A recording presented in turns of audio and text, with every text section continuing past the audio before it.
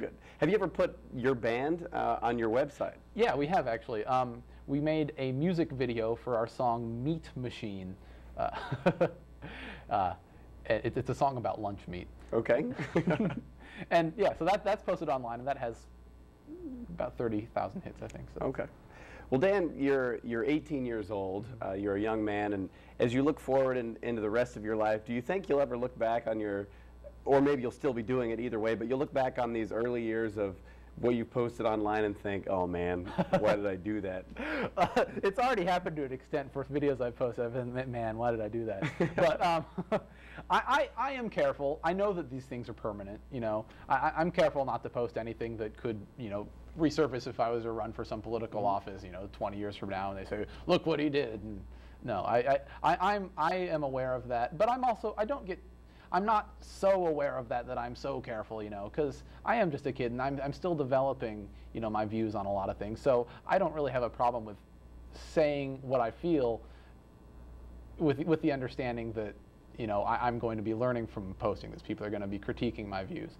And so, I mean, I'm not so aware of what I'm posting that it takes away from what I'm posting, you know. But. Well, I need a little sample, a little Dan Brown sample here. Some of these issues you've recently posted on, can you give us, let's just say the death penalty and Sarah Palin. Okay. Can you talk about these two things for just a minute or two? Certainly, certainly. Okay. Okay, death penalty first. Basically, and this is in a nutshell, the view that I expressed on the death penalty is that I believe that in a perfect world, if our justice system was ideal, that there are crimes heinous enough to be worthy of death, to be worthy of capital punishment. But we do not have an ideal justice system, and sometimes innocent people are put to death. But there's a whole moral aspect to the issue. Is the death penalty moral? But the point that I make after that is that you don't even have to go into the moral territory to realize that the death penalty just doesn't make sense economically. It's just not practical. It costs huge court costs. Large amounts of money because they file so many appeals and because they're on death row for an average of 10 years before they're put to death. It would cost much less money for the taxpayers just to put them in prison for life. And that way, if DNA evidence, you know, 20 years from now discovers that they were in fact innocent, then you can, you know, release them. And while, you know, there's no way that you can give them back 20 years of their life, at least they're not dead. Mm-hmm. You know. All right. Now, what about Sarah Palin? Sarah Palin. Well, my initial reaction was just sort of a what? And I think that was the reaction that a lot of people had. So I posted two videos, one after the other, one day, one the next day. And so my first video was just sort of, this is not a good choice. Why did he pick her?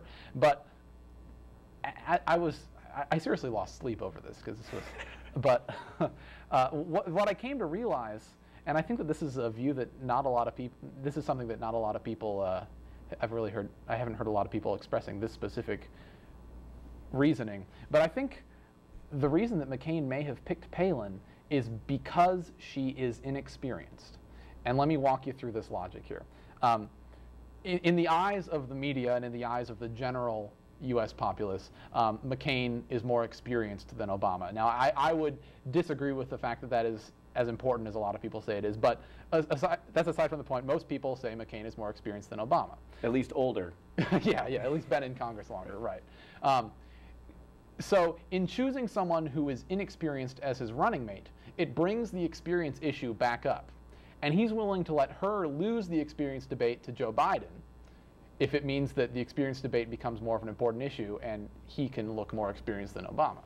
Now, I say that experience, while it counts for something, I mean, it certainly is important, you've got to look at more than just experience in a governmental position. You have to look at life experience, and Obama's life experience, I think, more than qualifies him to be president. And also, what sort of experience does it take to be president? We've had generals, we've had governors, we've had representatives, we've had senators, we've had directors of the CIA, VPs. I mean, you name it, we've had them as president. And all of those different types of experiences have been just so different. You can't compare the experience of a general to the experience of, someone in the House of Representatives. I mean, completely different. And they've all been, some have been successful, some have been unsuccessful, but it hasn't really been directly related to what sort of thing. Mm-hmm. So. All right.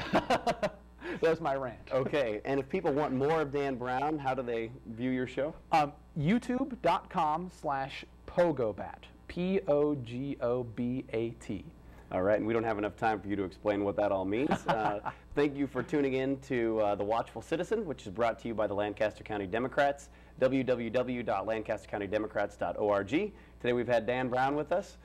Ladies and gentlemen, welcome to the next generation.